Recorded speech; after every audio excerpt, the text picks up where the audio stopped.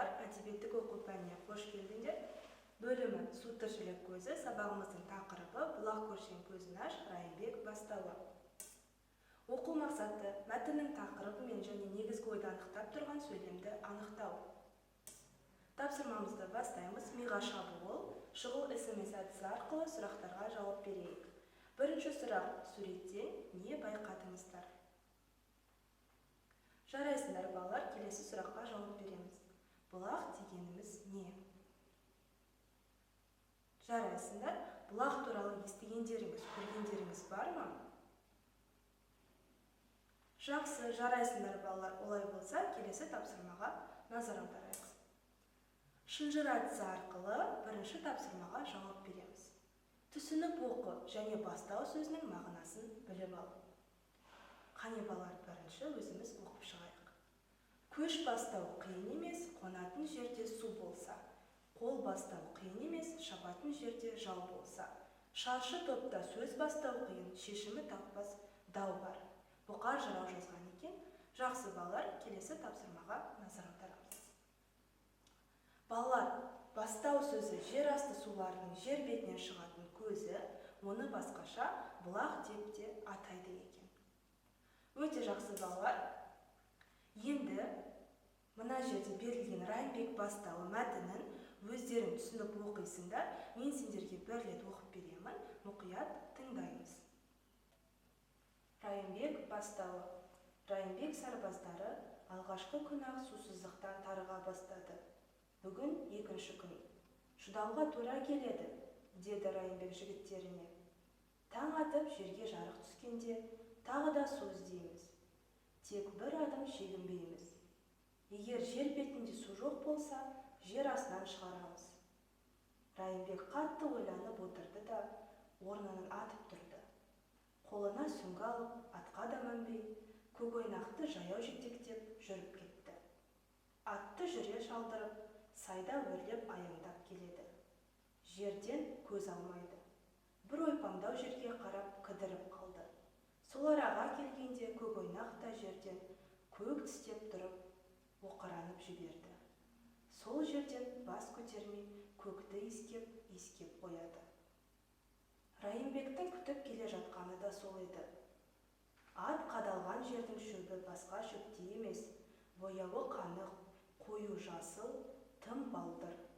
Бойында судан тартқан нәрі бар, ап-айқын көрінеді. Райымбек дәл аяғының астына бойлата сүңгі сұқты да қайта тартып алды. Жерге құлаш бойы енген сүңгіні ұшына лайлы топырақ жығылып шыққанда қуанып кетті. Судан әрі қарай үш қырлы найзаны сол алғаш сұққан орнына қайталап бірнеше рет шаншыды. Түйгіштей сұққылап қайта тартып алғанда сүңгі соғынан атқылап су шықты. Қуанғаннан су деп дауыстап жіберді. Райымбек пен көкойнақтың арқасында шөл далада адам да, ат та суға қанды. Алыс сапардан шаршап, шөлдеп келе жатқан жолаушы болса, өзінің де, көлігінің де сусынын қандыратын мөлдір сулы бастауды сол күннен бастап Райымбек бастауы деп атады.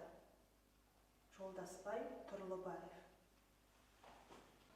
Жақсы балалар, диалог және қолдау көрсету тәсілі арқылы мына сұрақтарға жауап берейік. Райымбек батыр туралы не білесіңдер? Жақсы балалар, келесі сұрақ. Райымбек батыр су көзі бар екенін неден аңғарды?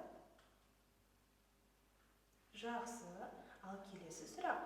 Әңгіме неліктен Райымбек бастауы деп аталды? Басқаша тағы қалай атауға болады?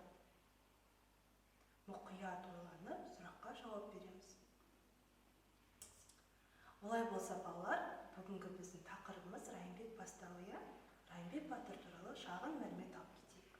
Райымбек Түкеұлы 1705 жылы Алматы облысы Нарынқол ауданында дүниеге келген. Батыр, қолбасшы, ұлы жүз албан ішіндегі Алжан руының сырым бетіне тараған.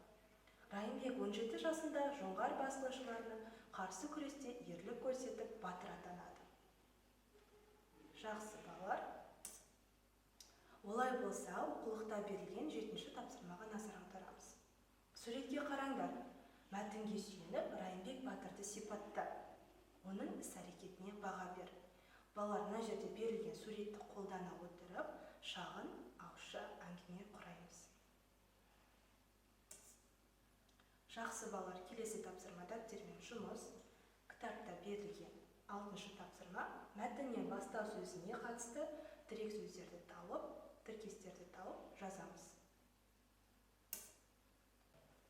Балалар, келесі тапсырма бір қағаз, бір қалам әдісі арқылы 4 бөлімшедегі сұрақтарға жауап береміз. Бірінші бөлімшеде Райымбек Батырды қандай қырынан таныдық? Мына берілген мысалға байланысты өз ойымызды жазамыз. Мысалы, қайсар, өжет, айтқаннан қайтпайды. Екінші бөлімшеде Райымбек Батырды қай қырынан таныдық? Сезімтал, байқағыш, көп біледі, табиғаттың қыр-сырын біледі. Үшінші бөлімшеде Райымбекті қай қырынан білдік? Еңбекқор, төзімді. Және төртінші бөлімде Райымбек Батырды қай қырынан таныдық? Жанашыр, мейірбан, халқына қорған болатын тұлға. Жақсы балалар. Кері байланыс. Ойды аяқта. Балалар, мына диаграммаға қарай отырып, бүгінгі сабақты қорытындылаймыз. Бүгін мен не білдім? Бүгінгі сабақта маған қандай қиындық туды? Және мен не үйрендім? Менің қолымнан не келеді? Осы сұрақтарға жауап бере отырып, мұғалімге кері байланыс жібереміз. Сабаққа рахмет, сау болыңдар.